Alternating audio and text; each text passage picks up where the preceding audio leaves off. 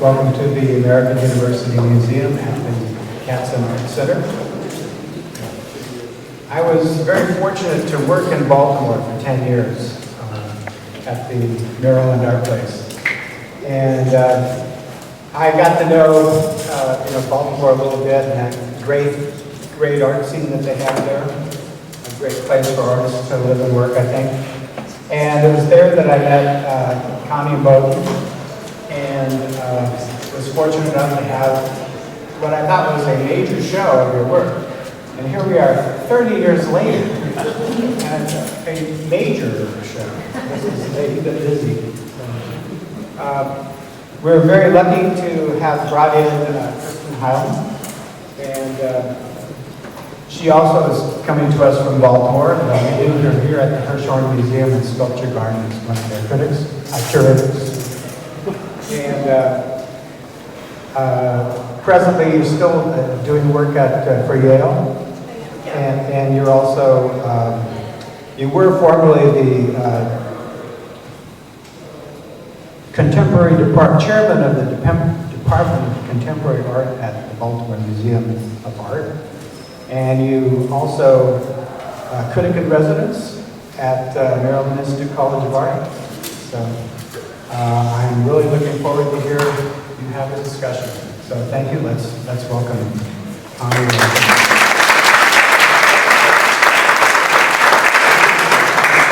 Thank you, Jeff. Can you hear us all right? Can you hear me? Yep. Good. I think that's a good thing we do know. So, we do want to make this conversational, and we want to open this up to questions from the audience, but I think to get us going and to sort of acknowledge the way that the exhibition was put together, which is generally chronologically, I'm going to start by asking Connie a few questions, and we'll see where it goes from here, right? Right. So I'm wondering if you could take us back to the very beginning, the first photographs in the show, which everyone will notice are over there to our left, your right, and talk about sort of really the lessons learned from that early series of work, particularly sort of darkroom lessons, working both with yourself as a model and shooting other subjects, not just human subjects. And, what have you brought forward from that early work? That's a lot to answer. All right, let's parse this out a little bit. I think that's great. Okay, so those early self-portraits, you can recognize them because they look tortured. Not like anything else in this room doesn't look tortured. But, so I was 17, 18, and I knew I was gay. I had known I was gay for a very long time. I had a Freudian psychiatrist for a father. Yeah, good combination, right? And I looked up in one of his textbooks when I was about 12 about homosexuality, and it said, homosexuals usually lead short, unsuccessful lives. And then it said, female homosexuality is extremely rare. Oh, great, so I'm going to be, alone my whole life unless I'm in asylum or jail or something. So that's how those photographs came to be about. I went to the Maryland Institute the summer before I was a senior in high school. And it really changed my life. I was around people who were different like me, not necessarily gay, but people who thought different, who approached the world in a different way. And I realized that I wasn't so much of a freak, but I was just misplaced. So when I found my people, it gave me some courage, and it made me realize I'm a visual person. I don't learn the way most people do. And so I'm a visual person, and I found my people, and my life started then. So what else did you ask me? What lessons did you learn in the dark room? Oh, okay. Well, I look at those early images, and some of them I don't know how I did, but I cut the negative in half in one of them, and I put a little tiny cutout of a negative of me. So there's a big face of mine and then a little Connie on the outside of it. And as I look at that, I think that's, it could be the little Connie that's hiding. It could be the little Connie that's trying to come out, that is coming out. So I just played in the darkroom. I experimented. I melted one of the negatives. I ripped them apart. I did all kinds of things. And I just found the freedom and the expression. It was just wonderful. So that's interesting to me because you're talking about a very physical process of manipulating things in the dark room, burning the film, moving things around, but all in the name of manipulating the image that you're creating, right? Sort of like after the photograph has been taken.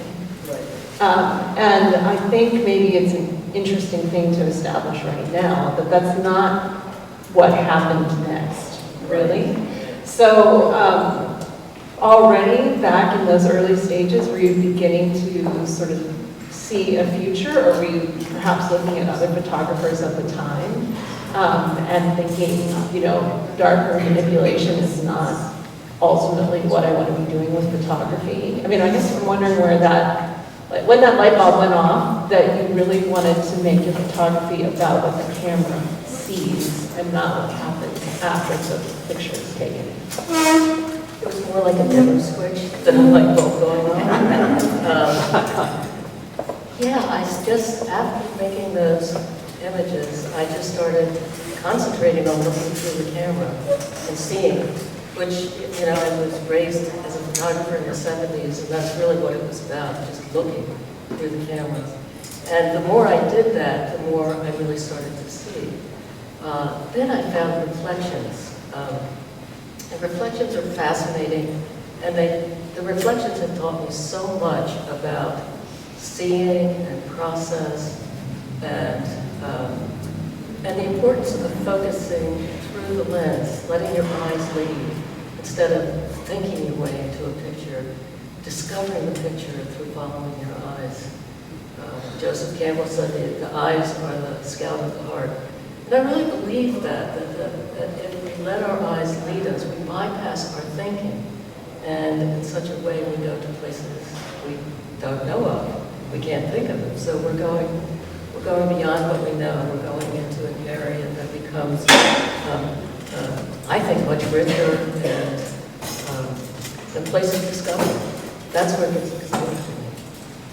And I want to pick up on that, and I want to pick up on reflections. But before we jump into sort of that phase, there's one other thing I want to touch on that wall, which are the tree studies. They really stand out in this exhibition. It's the only two works that don't have the human figure in them. And they were inspired, or I don't know if they were inspired or taken during a workshop with Minor White. I can't remember that exact detail. But I mean, particularly for those in the audience who are sort of photo aficionados, do you want to just say a few words about the experience of not only studying at MICA and the University of Delaware, but this photo workshop with Minor White that you took, and maybe even tell us a bit how it might have inspired the workshops that you have gone on to do as your career developed? Okay. I took this workshop with Minor White, I think it was 1975. It was the last workshop he gave before he died. And Minor was a big, he was an important photographer in the late 20th century. He was very well respected, and for me, I thought he was really a brilliant photographer. His work seemed very out of this world, sort of beyond what we know, and I felt really inspired by that. So the first time I saw Minor White, he came walking into the room, and he had this white hair kind of stuck out like that, and he looked like God to me. And I kind of had that attitude through the whole workshop. He was like God. But what he did was, silly stuff we did in the 70s, dance around. early morning dew and stuff. But we also, he inspired us to sort of think beyond what we're seeing, what we're looking at, to think bigger than the world. And I took that away with me. And it is very much an influence of my work today. And it's interesting, because we've hung the show, that sort of we're setting up a chronology where you move, from the studio to this work that we're showing that was taken outside of the studio in a lumber lot in Baltimore. And then we move into work that I think is starting to come a little bit closer to the majority of the work that we'll see in the exhibition, which is work that you took, again, in the Baltimore area, this time north of the city and around the Gunpowder River. And, but it is a model, sort of placed in this exterior world. And I'm wondering if you can tell us about that transition, sort of like, I guess I'm thinking that you're introducing more variables into your work. The sort of scope is getting bigger, and your camera is looking for interesting imagery within this bigger horizon. It started by just looking at puddles after it rained and seeing things reflected, and I just love that light, how it just has that specular quality, which I find so alluring. So it really started very simply like that, looking at puddles, and then moving on to streams, getting bigger bodies of water, moving on to streams, and that early one over there looks like fire, and it's actually titled Fire. I think of that as the beginning of this series that I'm doing now. And it's interesting because that one was shot in the stream. And it's really just the mama is in the water is rushing really fast, and the sunlight is hitting on the water. And that's what's creating that specular kind of, it's like specular writing of some kind. And then the next two are done with reflection. But the one after that, it's the two faces with the arms going up. That's one that from that image, I discovered I was working with layers. And the three layers that I was working with were above water, below water, and the reflection on the surface of the water. And I'm still working with those three layers. And there are infinite possibilities going on. Once you start layering things together, and each layer interacts with the other to create something new, I think it's just magic that can happen. And so that image, which was shot as a horizontal and then turned as a vertical, we have the two faces like, who's the goddess that sees? Janice, thank you. I'll tell you a little quick story about that. I was in graduate school, and I put this picture up on the wall, and one of the students said, "Oh, it's a Janice face." The whole class said, "Oh, it's a Janice face." I said, "Oh, it's a Janice face." And then I went to the library to look up, when's a Janice face?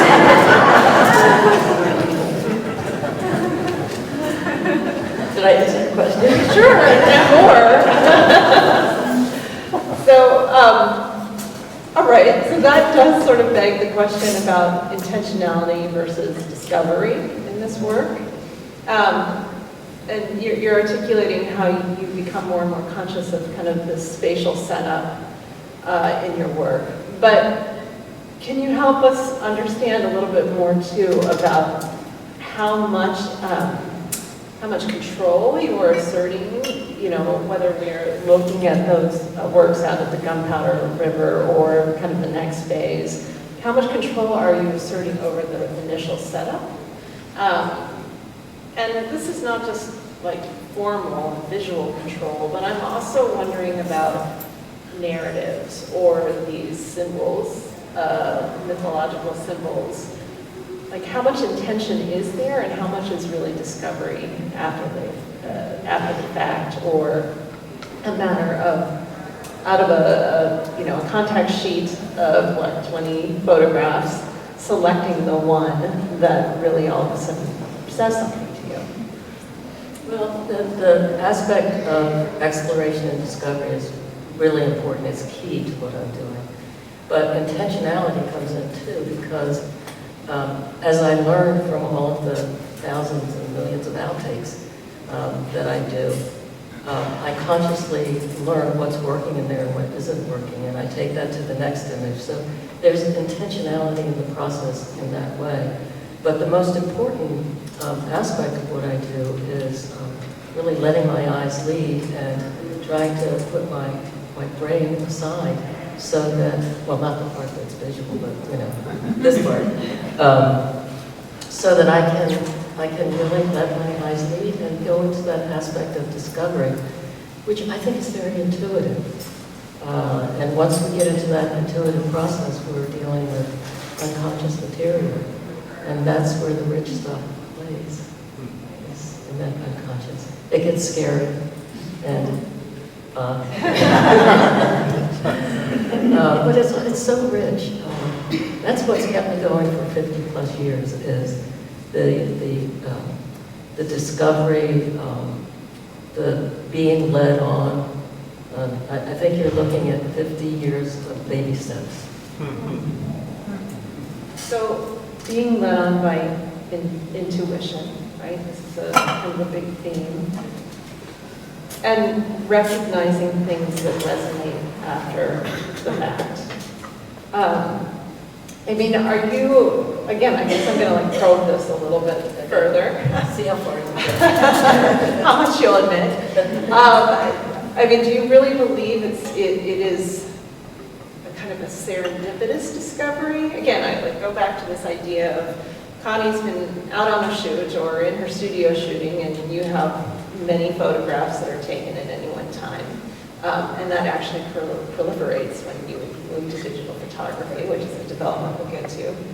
Are you looking at these images and sort of saying, oh wow, that strikes a chord in me, and I see something interesting in it? Or is there a moment of recognition, like, this is something I've always wanted to say, and somehow it just like intuitively found my way there, and there, here it is.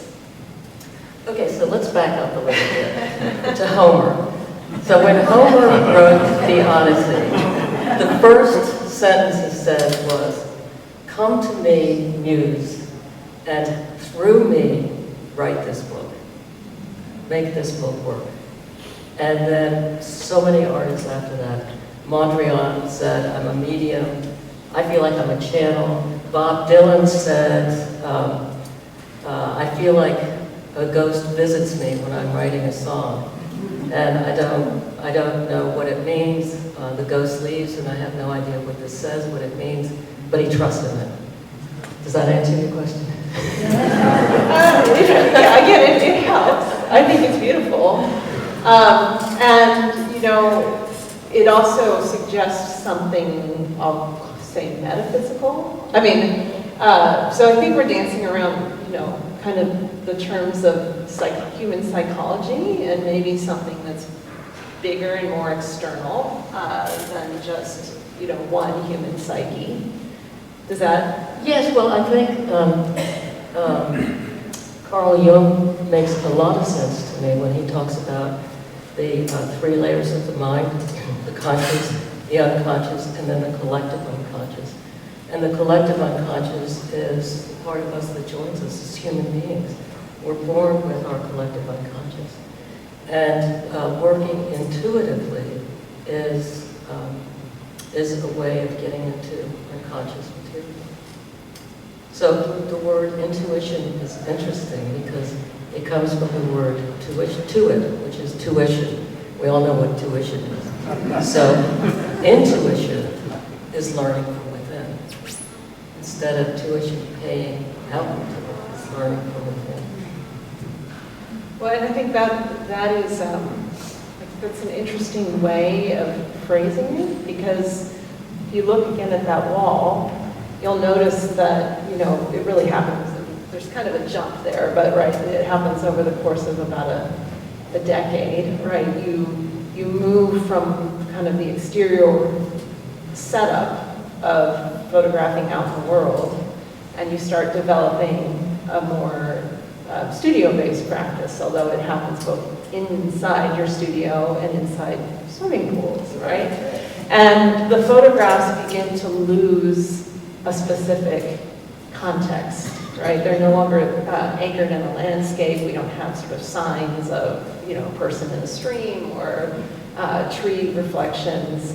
All of a sudden the space becomes, I don't want to use the word neutral, but more ambiguous, right? It's almost as if these figures are emerging out of voids. Can you, like, in the spirit of this discussion we're having, tell us more about that conceptual transition in the work? Yes. So when you work with reflections, things can be upside down or right side up or this way or that way. And you sort of lose the horizon line, which is really a gift because that anchors us to this world. And once I let go of that and started turning my images to be vertical when they were shot horizontal, it really freed me up to look at space differently and to see how the form can fit into a space. Sometimes I use, in some of these very little environments, and really just have a black space that they're in. And then in some of these other ones, you see more of the space. It's really, so many things happen by accident. You know, it's, you know, I had to change lenses because one of my lenses got a big thumbprint on it. So I changed lenses in the middle of the shoot, and then all of a sudden I see space out there, and I'm like, oh my God, you know, but it's been there all the time, but I haven't seen it until I changed lenses. I'm not getting into what you are getting at. I mean, it may be too personal, but you conveniently offered another topic that we can look at, which is space and spatiality in the work.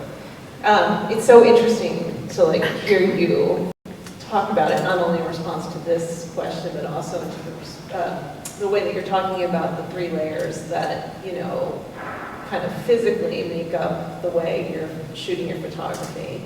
And I just would call out that, you know, I often think of painting as the medium that is most concerned with space and figuring out how to represent space on a two-dimensional surface, a situation that allows for a lot of kind of fantasy and manipulation of space. So it's interesting that you're talking about photography as actually, which we often associate with documenting the real world, right, as this place to investigate and imagine different kinds of spaces. So I want to know if that rings true for you, but I'm also wondering if you could build out that answer maybe by talking about some of the influences from the world of painting as opposed to photography on your work. Yeah, I feel more influenced by painting than I did photography, though Minor White was absolutely brilliant, and there are so many brilliant photographers. I'm not demeaning my own thing. Photograph. But painting, when I was first a student at MICA, and I went into the library and I pulled out a book of painting by Edward Munch, and I just said, oh my God, I'm not alone. Somebody else feels what I feel. And that connection was just so powerful. And I went on and I love painting. I love Goya, Edvard Munch, Francis Bacon is another favorite. And actually, this image, if you look up Francis Bacon's, did a study of screens, and there's one that is remarkably similar to this. And, you know, that influence, I don't think of it as influence. I think that when I looked at that piece by Edvard Munch, and it struck so deeply inside of me that became a part of me. And so when I'm making these images, it naturally comes out periodically. So I don't think of it as a direct conscious influence. I think of it as more connection to that deeper part where we share our humanity, where we all share humanity. So if we had the opportunity to visit a museum with you, and we were in the paintings gallery, and we were looking at a Caravaggio or a Bacon, I mean, what would you want us to notice about those paintings? Again, is it the figure, and sort of the depiction of the figure and the emotion of the figure in those images, or is it some of the formal devices used to present that figure, as well as the space around the figure? I mean, I'm continuing to get at this. I know. Someday you'll just say what it is. Sorry.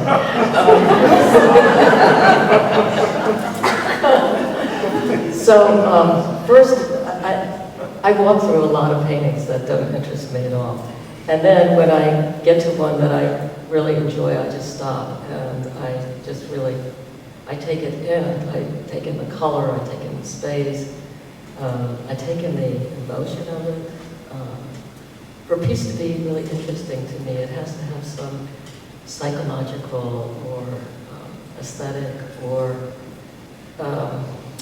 psychological, spiritual piece to it. And once I'm connected on that level, then I might start looking at the colors. The beautiful reds that were used in the Italian Renaissance.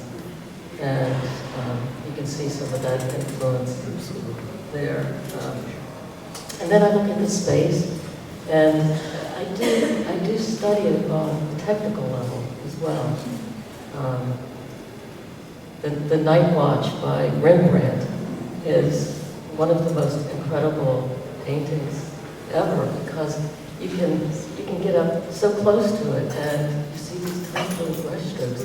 And then you see these big slashes of paint that are so expressive. And the way he manipulated space with light, with shadow and light, was brilliant. And I think most photographers ought to study that painting just for the idea of light and space.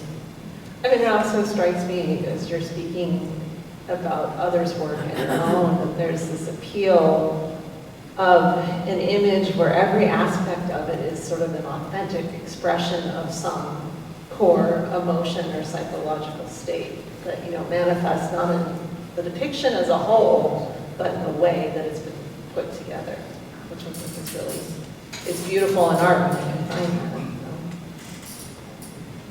that. As I said, it's baby steps, it's taking, again, I'm going to admit something really embarrassing to everybody here. I probably take 20,000 frames each year. And of that, if I get 6 or 8 images, it's a good year. So it means, it's rough, isn't it? don't do the calculation, please. But what it means is that the process is so important. That the process is one of learning, of understanding how light works, how putting space together works, how you take a face off of the body and suddenly it's a form and not a human being.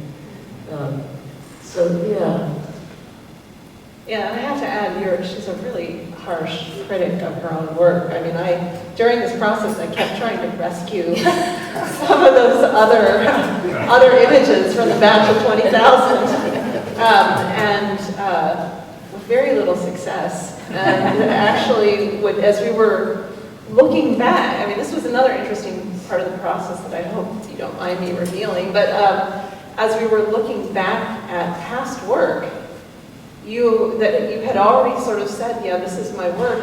As we were contemplating it again, you were like, I don't know about that one, and sort of constantly looking to see if something held up, perhaps looking to see if it still had this authentic aspect of it, or if you still recognize some kind of core emotion in it that continued to resonate with you today? Well, I'm going to give you credit here because there was one piece that I didn't like at all. I was just like, it was done in 2020. It's now one of the larger color pieces down there. And I just didn't like it. And he said, no, this is really good. We're going to put it in the show. Okay. You know what was so wonderful working with Kristen is she took the overall view of the show. She's seeing the show as a statement. And as the artist, I want nothing but my best work in it. So we had some interesting conversations. I don't know what your best work is. This is true. So you see the context. Yeah. Yeah, well, now that's one of my favorite pieces.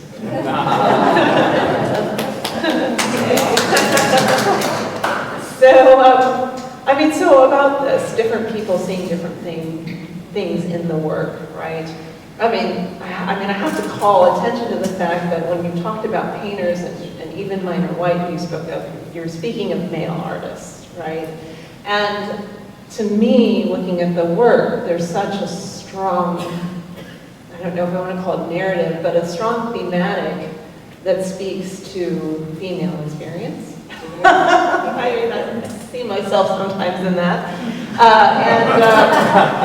You know, but it's not necessarily, I mean, we kind of have talked about this, and it's not something you like overly embrace, the feminist overtones of the work. And yet I'm not the only person that sees them in some of the work. I mean, I find some of the images to my left very Ophelia-like. You know, it seems to be a vagina dentata or a fury figure. There are images to my right of women with kind of fractured torsos and very elongated, which almost seem to be a comment on self-image and the female body. So maybe we could talk just a little bit about that as an example of others seeing things in your work that you might not also find there, or, you know, are there kind of latent themes that come to your attention as discourse around work happens? Yeah. So first off, there weren't many female artists to be influenced by when I was a young photographer. But there's a wonderful painter named Romaine Brooks, who was the turn of the century. She's absolutely brilliant. I would recommend anybody looking up her work. But I just discovered her recently. You know, I don't like to section my work off. I think of it as a human experience. And because I'm a woman and because I'm gay, that has to come out of the work.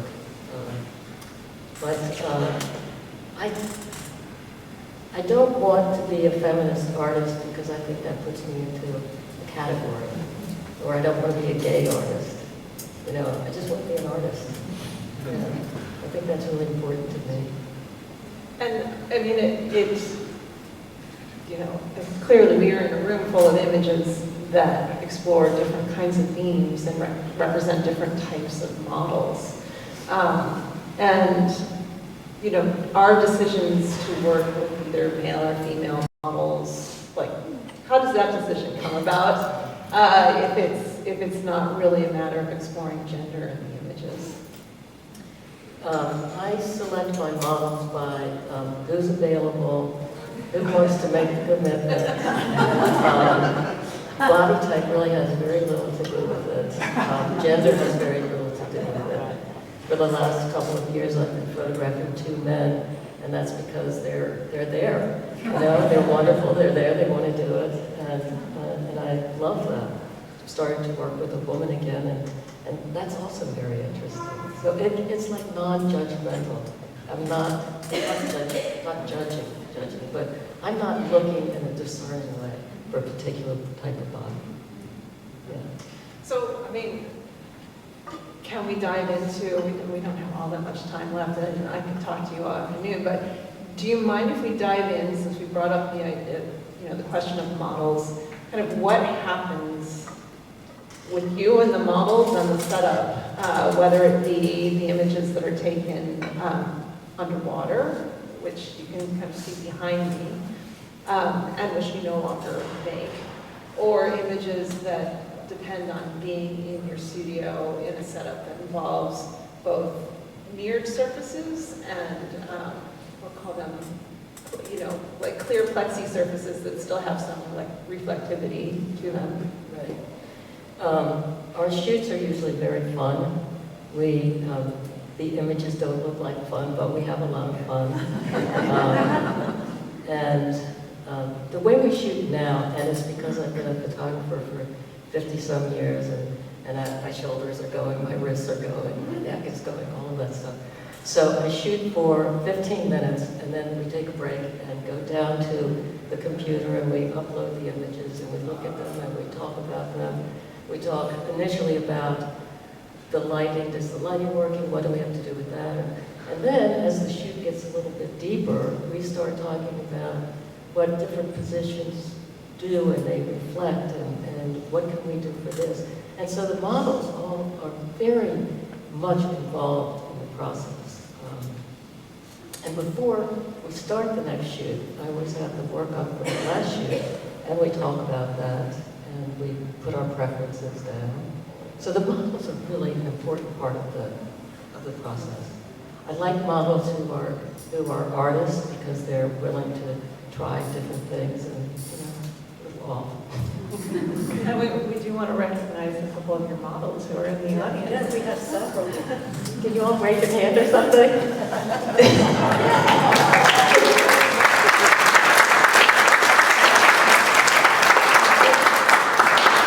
We have the model for this piece right here. That goes back a ways. And I mean, there really is, so part of the subtitle of this show involves the word alchemy, right? I mean, there really is a kind of alchemy that occurs, because I've been into your studio, and it was nothing like what we're seeing in the photographs. And, I also have the image in my mind, the image of you sort of saying that some of these very magical water images were taken in a very small pool, or taken in a larger pool with everyone, like with you wearing weights and holding your camera. And I mean, I know that you don't want to reveal too much of the process behind it, but you're making it sound like so much fun, but there's also a kind of like endurance aspect, right? To some of these, holding some of these poses and some of these shoots. Yeah, when I was shooting underwater, it really was, because I'd go under the water, and then we'd have to wait for the water to still so we could get a good, clear reflection. So I'm holding my breath with waves down there, holding my camera, and then when the water would still, I'd start working, but the model would be in the wrong position, so I'd have to reach up and move their hand or something, and then you'd have to wait for the water to stop. And I had really powerful lungs during that period. I could stay underwater for a really long time. Yeah, but there is a certain amount of endurance, and a lot of it is psychological endurance. I think the creative process is so challenging because it presents us with some of the life issues that we need to look at and to deal with, and that can be really tough. So you can, facing boredom, facing, being sick of this. I face this all the time, being sick of this point of view or sick of that color. But I also, I've taught for so many years that that's part of the process. Those are barriers that we're putting up to keep ourselves from going into areas that would be much deeper or richer, or perhaps something we don't know that could be scary. And I have to also, for me, I'm going to blend a little bit of my interpretation here, right? One of the things about your work is it's this sense of endurance, physical endurance, something that's stressing the body. Photography, which captures sort of a moment in time. And the etherealness that comes through some of these images. Like one that is very powerful to me is that sort of disembodied arm over to the right. It's such a minimal and almost abstract gesture. It's so sort of perfect within the frame of the photograph or the shot that you took. And yet I can imagine sort of the strain on the body of the model at that moment, and also perhaps sort of like, I almost feel like your lungs holding the breath, your breath when you're taking that image.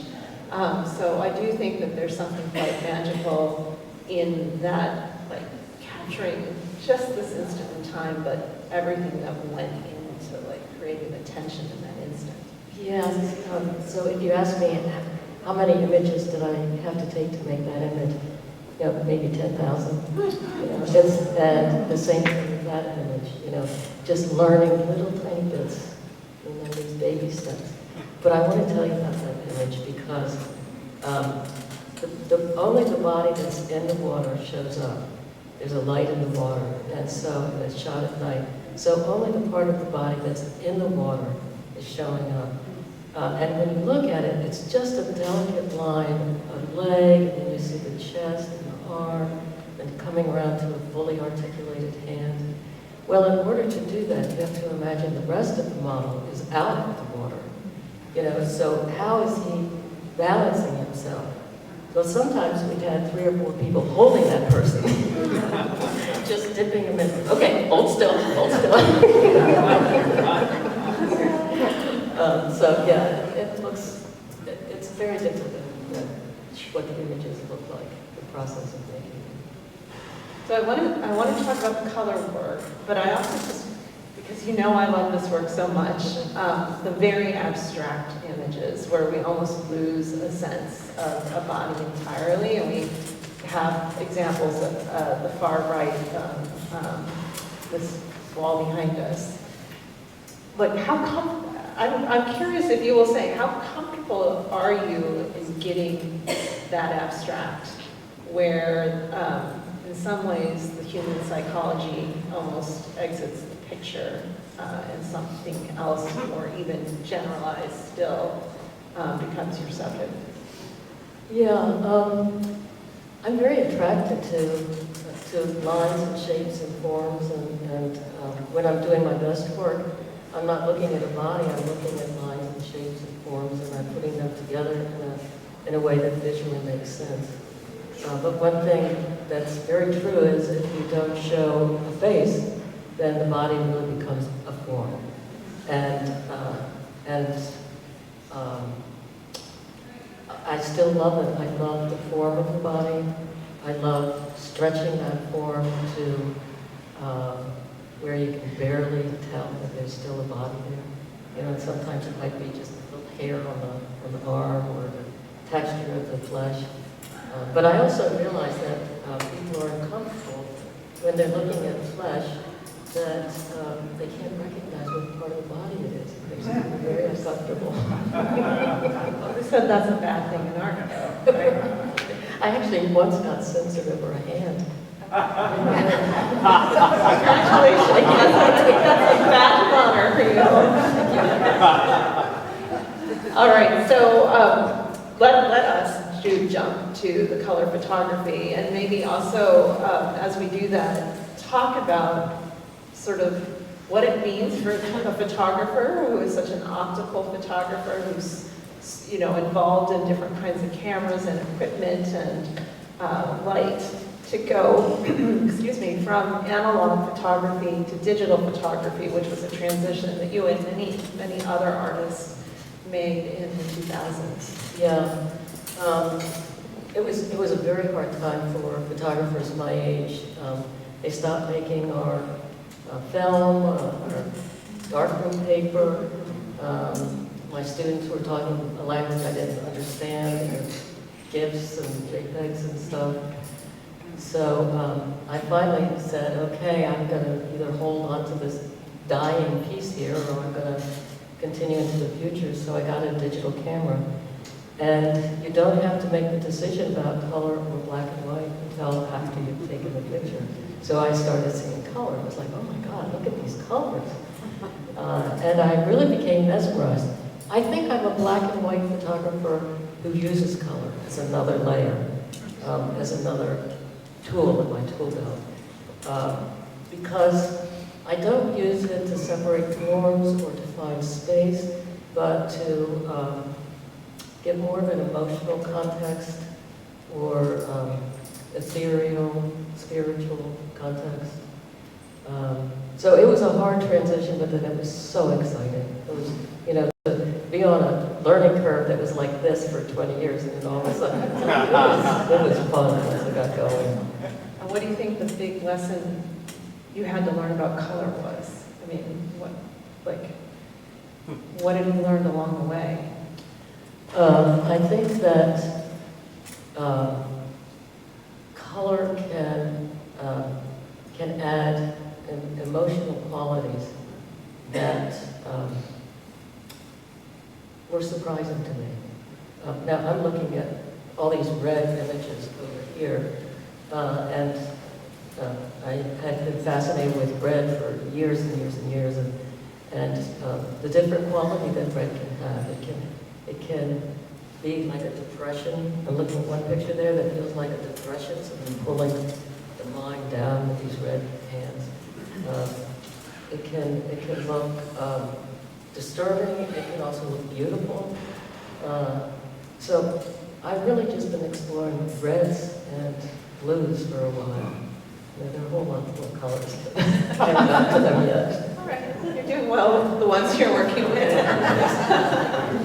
So, you know, we get to look at these great photographs and we all have our backs to them, but if you turn around, you'll see that, you know, maybe here more than any other of your work, painting, I think the qualities of painting do come in. And, you know, it comes in a sense of light, but it also does, I think, come in flesh tones, and the surface treatment that somehow comes more to the front of the image as you use color to inflect it further. And so again, we return to this question, you know, what is the relationship to the tradition of painting, but I guess even more specifically, the tradition of painting telling mythological stories or allegorical stories, because in some ways, I think it's this group of work from the 2000s on that we can read in the most allegorical way. Yeah, I think, well, color certainly did correlate my work with painting more than the black and white, and I found that very exciting. And exciting to look at some of my favorite paintings in a new way, looking at the color and how color can create different feelings and emotions.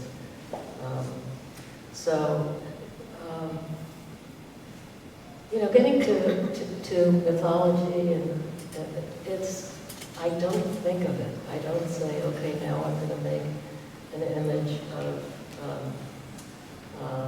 Oedipus. There's one over there that I think of as Oedipus.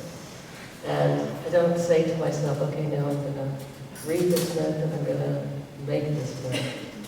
I make the image and then I look at it, sometimes months or years later, and then I say, you know, that reminds me of this myth. And I think it goes back to that connection of the collective unconscious, where we all share a level of humanity. And the myths come from that very special, deep place. But I do have to point out that Oedipus, and then also, you know, the photograph that starts off the exhibition that isn't in this room, it's out at the top of the staircase, of a male figure looking at his own gaze, which some see as Narcissus. These two myths in particular really have to do with seeing and sight. So, okay, well, I guess you weren't thinking about that.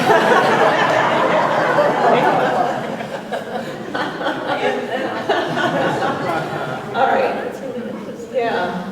So I would offer, you know, all of us can again see in the work what resonates with us. us, and we can tap into this collective unconsciousness of stories that we share. And we might say, you know, I haven't really done my homework, so I can't say how Narcissus or Oedipus is expressed in other world myths or cultures, but I'm sure it's there. There are fundamental ideas about human existence that are told through these stories. But, you know, I just would put it to you that you know, certain stories come through in the photographs where others don't, and I just have to wonder if they ultimately express particular concerns that you have as an artist or a person. Well, I think so. I can't point to anything specific, but I think that all of the feelings that are shown here are ones that at one time or another I've experienced, and I think a lot of people have.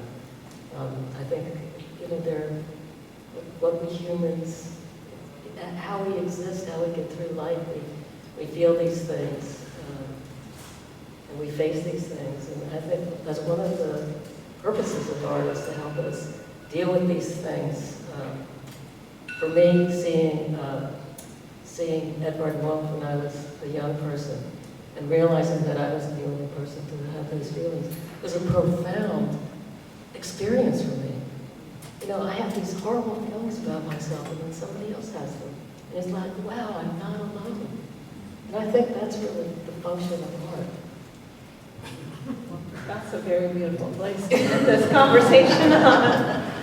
So, with that said, I mean, we do want to invite questions from the audience, and I'm wondering if anyone has something they would like to ask. Is the microphone? Yeah. This is my third time. Oh, thank you. Can you hear me? Yes. Good. This is the third time I've been to see your work, and it's taken me probably about 4 more times to get it. But you know, the one thing I really think about when I'm looking at the photography is that when you're working, you're creating at the same time you're destroying. And What do you mean by that? well, you're taking the body and changing it in radical ways and juxtaposing different things so that we're not looking at a pristine image. And so there's a lot going on in the transition. And in that, I found a real kind of subliminal, sublime, because there's a tension there, because it's really hard to get those two things to exist in the same image. And you do it very well. So there's a quote that I keep misquoting, but maybe you can help me with it, that was done by Nietzsche, right. And it says something to the effect of, you must have chaos in your being to give birth to a dancing star. And the idea of that is you create chaos, and then you make chaos, and then you put it together in a way that makes sense again. But it won't make sense in the same way as when you started.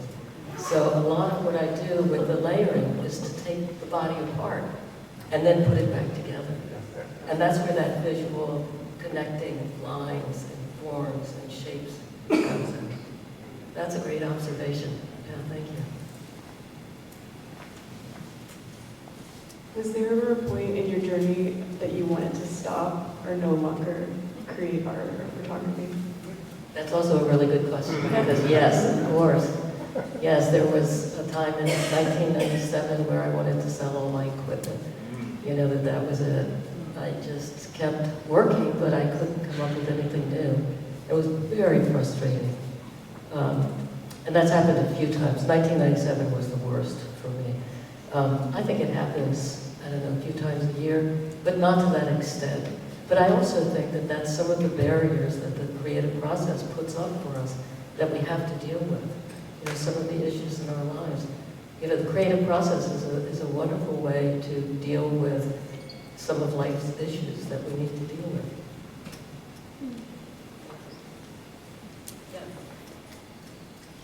Can you pinpoint where your ideas come from? That's what you want me to do.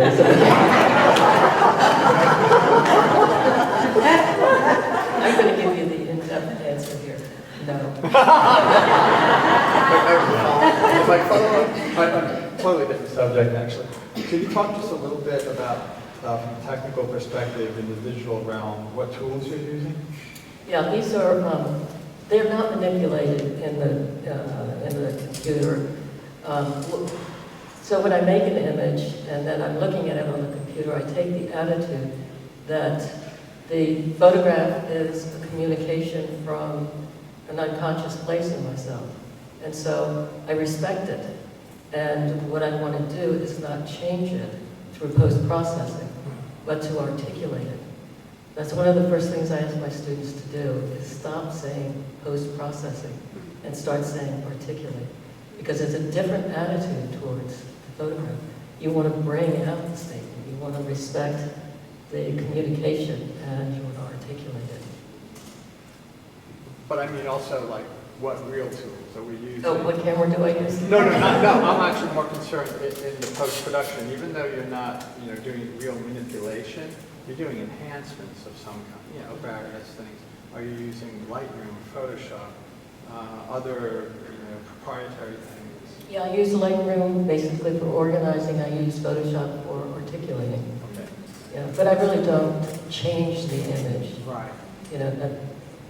What the image has to say is very important to me. So in that way, you've stayed true to what you did from the very earliest days, where it is your real creation is in front of you, is with the camera, is at that moment.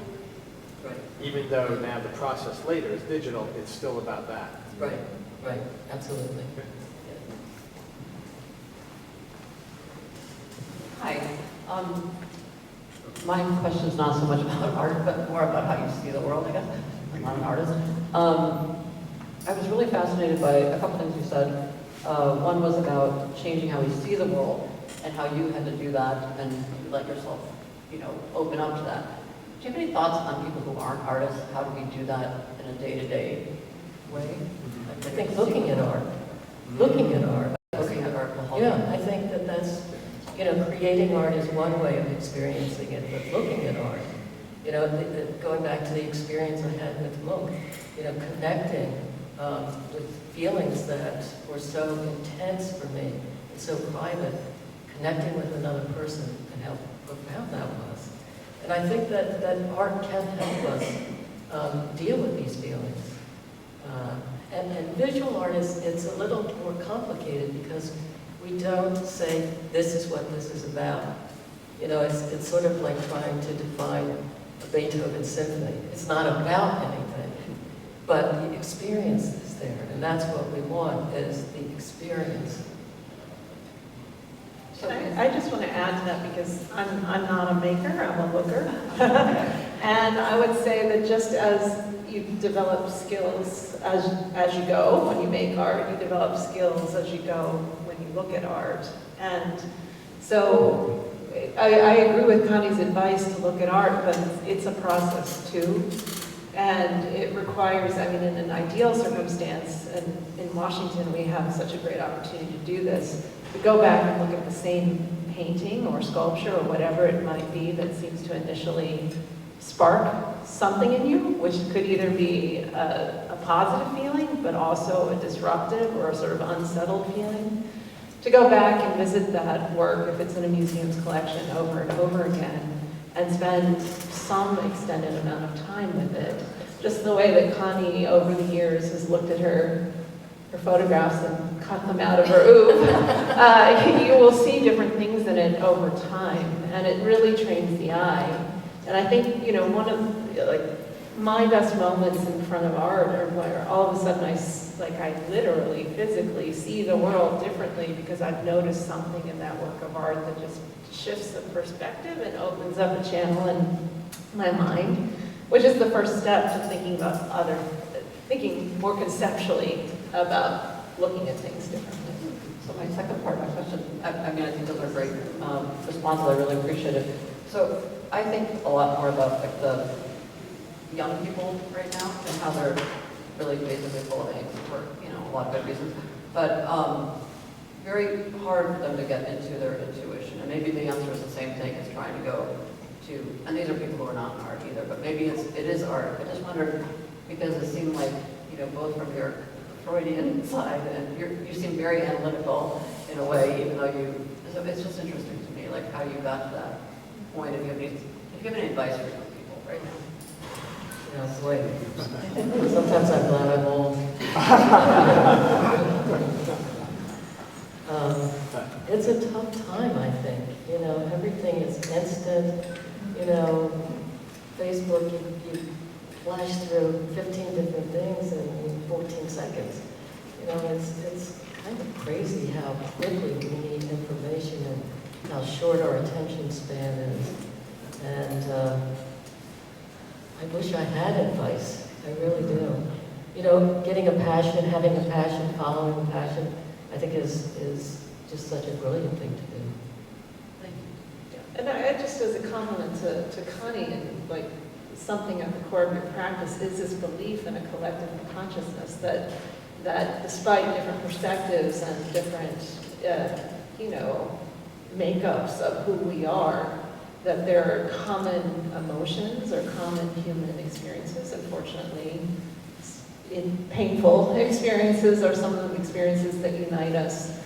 But, you know, to have art be that touchstone of the sort of physical proof of that, and also to offer a kind of collective catharsis, there's something affirming in that in a time when the world seems really chaotic and divided.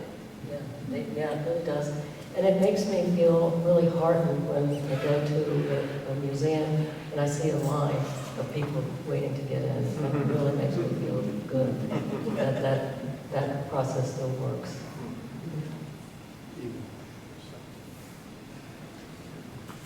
Going back to the times when you felt like you just, or also to the times when in general where you feel like you just kind of don't want to do it anymore. Are there specific events that makes you feel like that, or is it a general kind of malaise? And then what gets you out of it? Is it because you have something to say, or is it just because you have to? Okay, so a couple of years ago, I was in one of those funks, and I just couldn't see anything new. I kept trying different things. And I was working with a de-silvered mirror, and then I looked over in my studio, and I saw a clear piece of plexi just sitting there. And I was so, like, disgusted with myself. It was like, let's just try anything. So I picked up that piece of plexi, and I taped it onto the side of the mirror. And then I started working with that, and that led to a whole 2 or 3 years worth of work. And I had the experience recently of, because I can't handle my equipment anymore, and I have all of these contraptions to help me hold it. It's ridiculous. But I wanted to really handle my camera. So I put on the smallest, lightest weight lens that I had, which is a 50 millimeter lens. It's very lightweight.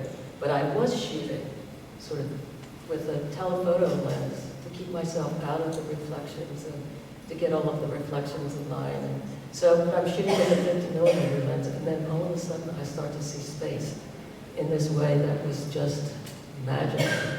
I think the first time I've really seen an environment like that. This is happening now. Exactly. You want to come to the studio? Please. I think that's about there. Thank you so much, Connie. It's a beautiful show.